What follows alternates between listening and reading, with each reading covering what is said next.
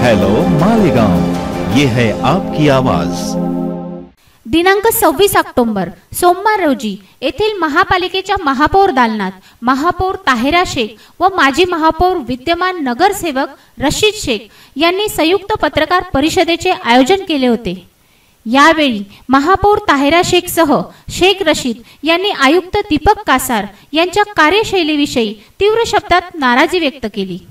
हमें आप लोगों के आवाम के सामने हमारे किए हुए कुछ काम, शहर के कुछ हालात के पेश नज़र आप लोगों के सामने सारी बातों को रखना है। इसके लिए आज ये पत्रकार परिषद रखी गई है। हमारे जो महानगर पालिका के जो आयुक्त हैं, कमिश्नर साहब, ये जब से मालेगांव शहर में महानगर पालिका में ज्वाइन हुए हैं तब से लेकर आज तक इन्होंने अपने काम को अव्वलियत नहीं दी और ना ही ये कारपोरेशन के कामकाज के ऊपर इनका ज़रा सा भी ध्यान नहीं है। यहाँ तक कि माहाना होने वाली जनरल बोर्ड में भी हाजिर रहना इनको यानी गवारा नहीं है। जब से ये आयुक्त साहब यहाँ पर ज्वाइन हुए हैं, 3 महीने में जो जनरल बोर्ड हुई है, 3 महीने मतलब 3 महासभा इन्होंने अटेंड की है, उसके बाद से लगातार ये गायब हैं। ऐसे सरकारी कामों को में रोक लग रही है और शहर का कामकाज इनके कारण रुका हुआ है, मतलब देर हो रही है। वरना बहुत सारे काम अभी और अपने शहर में चारों तरफ नजर आते थे, लेकिन इनकी नाकामी की वजह से, इनकी नाअहली और नासुस्ती की वजह से बहुत सारे काम रुके हुए हैं।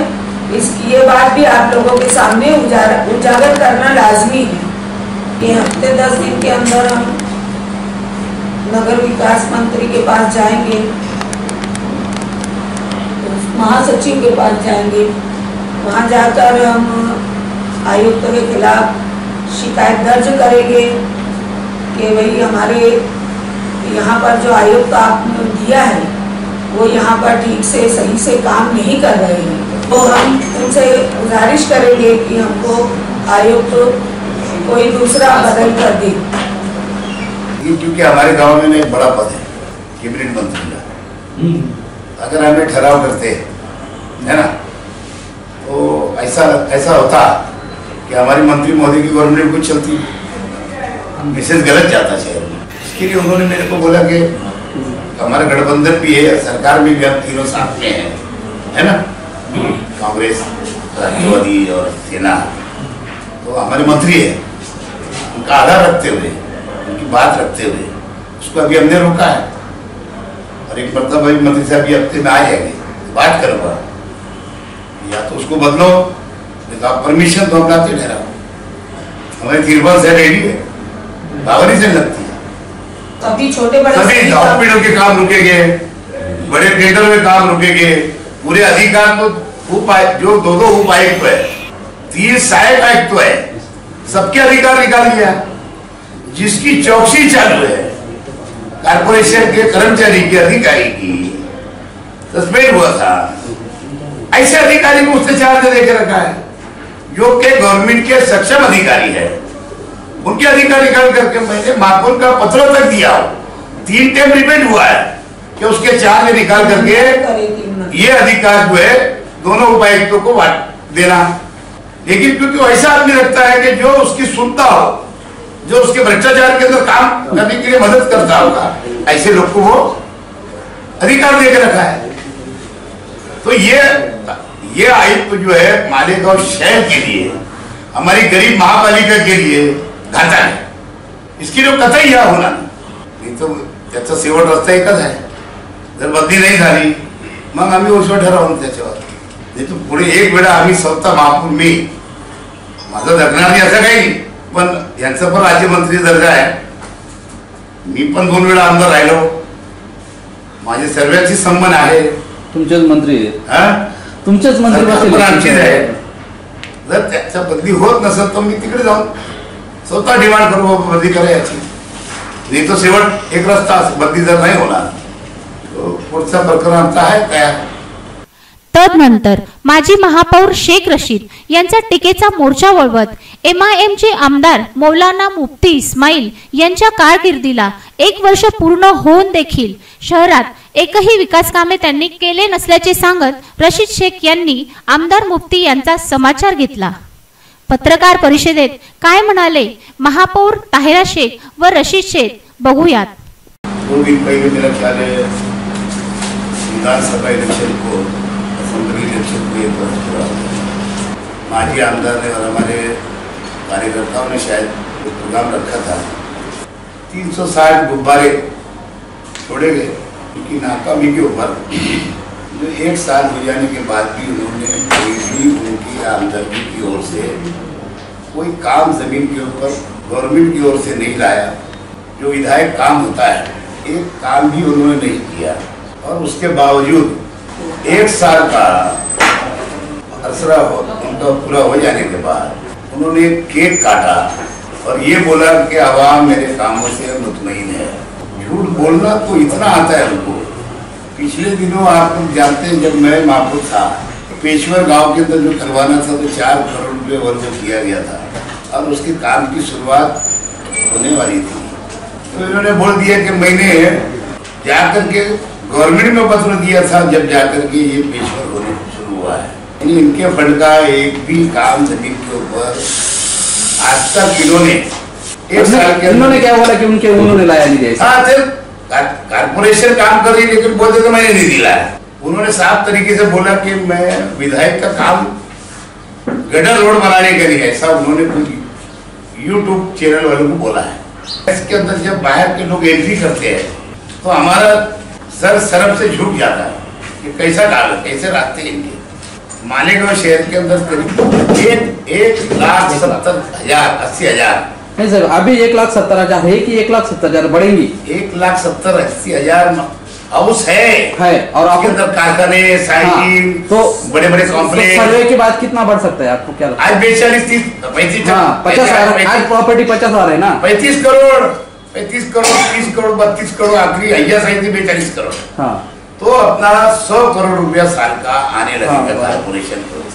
प्राइवेट एजेंसी इसके दी गई कि वो कुछ परसेंट उसका ले जाएगा है ना मेहनता ना लेकिन ईमानदारी से काम कर जाएगा. हमने ये तय किया कारपोरेशन के अधिकारियों के साथ बैठ के कि 12 मीटर के अंदर के जितने रास्ते वो सीमेंट रोड किए जाए. 12 मीटर के ऊपर जो है वो हार्ड मिक्स करना चाहिए. बड़ी गटर जितनी है वो सब आरसीसी क्योंकि प्लानिंग इस मरतबा महापौर साहब के नेतृत्व के अंदर कारपोरेशन के अधिकारियों ने किया है. आप लोग जानते हैं कि मैं भी आमदार था 10 साल. तो 10 साल के अंदर मुझे मेरे काम बताने की जरूरत नहीं. आज के आमदार बोलते हैं झूठ बोलने वाले कि ये मेरा काम नहीं है. एक वाडिया दवाखाना को डेमोलिश करके उसको नई बिल्डिंग उभारना है. उसका भी एस्टिमेट वगैरह बन रहे हैं. अली अकबर दवाखाने के जो पैसेस खाली है उसके अंदर भी नई बिल्डिंग बनाना और जूनी बिल्डिंग जो अली अकबर की है उसको भी अच्छे ढंग से करके और उसके ऊपर एक ताल चढ़ाना स्ट्रक्चर ऑडिट करके. और अगर वो ठीक रहा या नहीं तो बाहर से उसको इंजीनियर से बात हुई मेरी आर्किटेक्ट से बाहर से कॉलम खड़ा करके उसको भी ऊपर बनाना. इस तरीके के काम के पीछे हम लोग लगे हुए. सोलार प्रोजेक्ट को हमने जो मंजूर किया है अभी गिरना का पंपिंग स्टेशन अपना वहाँ 4 एकड़ इरिगेशन की जमीन अपने ताबे में है. अपने 6 एकड़ की और डिमांड किया है. हमारा जो लैंड बिल जो जाता है जो हमारा पंपिंग स्टेशन का जो बिल आता है वो 6 करोड़ उसका करीब साल का जाता है. और शहर का जो दीवा बत्ती जो वगैरह जो जलती है जो पूरा कारपोरेशन है दवाखाने हैं ऐसा 12 करोड़ रुपया हमको बिल भरना पड़ता है. वो प्रोजेक्ट तो तैयार हो जाने के बाद में 6 करोड़ रुपया कम से कम हर साल हम लोगों को बचने वाला है. ये भविष्य देख के सभी काम हमारा चल रहा है. विधायक आज के जो बोलते हैं आमदार साहब के मेरी जवाबदारी नहीं है अपना काम अपने आम कपड़े झटक रहे हैं तो सब जवाबदारी कारपोरेशन पे डाल रहे हैं. आवाम को समझना चाहिए जनता को समझना चाहिए. पिछले 5 साल भी वो आमदार थे लेकिन पिछले 5 साल में भी उन्होंने शहर के अंदर कोई भी ऐसा बुनियादी काम नहीं किया. एक काम बता दो तो मैं मानूं एक काम बता दो तो मैं मानूं कि लोग जो मेरे को बताते थे कि 3 महीने खाली मालिकों के बाहर ही घूमते रहो, क्या उनका पर्सनली कुछ मामला होगा वो नहीं मालूम है ना। तो जो आदमी अपना विधायक होने के बाद भी अगर शहर में अवाम में वक्त तो नहीं दे सकता, उसके बाद भी अगर अवाम उसके काम से अगर मुतमईन है, तो बड़ी सोचने की बात है कि आने वाले वक्तों के अंदर यहाँ से कारपोरेशन 1.5 बरस है, कम से कम शहर के विकास के लिए, डेवलप के लिए काम करने वाले लोगों को जो विकास काम कर सकते हैं शहर में, जो स्टेडी का जो पार्टी पैसा नहीं लेती स्थायी समिति में भेजने का, टिकट देने का, ऐसे लोगों को ध्यान में रखते हुए, क्योंकि मैं सुना अभी 3-3 लाख रुपए में 3-3 लाख रुपए मिले हुआ है स्थायी समिति की सदस्य का, क्या अपना पक्ष छोड़ के इस तरीके की जो काम है आवाम के ध्यान में आना चाहिए, जनता के सामने आना चाहिए, आवाम ने इसके ऊपर ध्यान रखना चाहिए और तेरी मेरी ना करते हुए शहर का विकास के लिए सबको एक आकर के एक पक्षों की कांग्रेस पार्टी की मेजोरिटी देना चाहिए आने वाले टाइम में। यही मेरी लोगों से गुजारिश है। तो आज कोशिश करेंगे तो आवाम को भी साथ आके खड़े होना चाहिए और हर जगह काम की बुनियाद के ऊपर लोगों को कारपोरेशन में चुन के भेजना चाहिए। अशाच प्रकारचे व्हिडिओ बघण्यासाठी आमच्या चॅनलला सबस्क्राइब करा। हॅलो मालेगाव YouTube चॅनल मध्ये जाहिरात देण्यासाठी संपर्क करा 93 73 01 41 11। आमची न्यूज बघण्यासाठी धन्यवाद।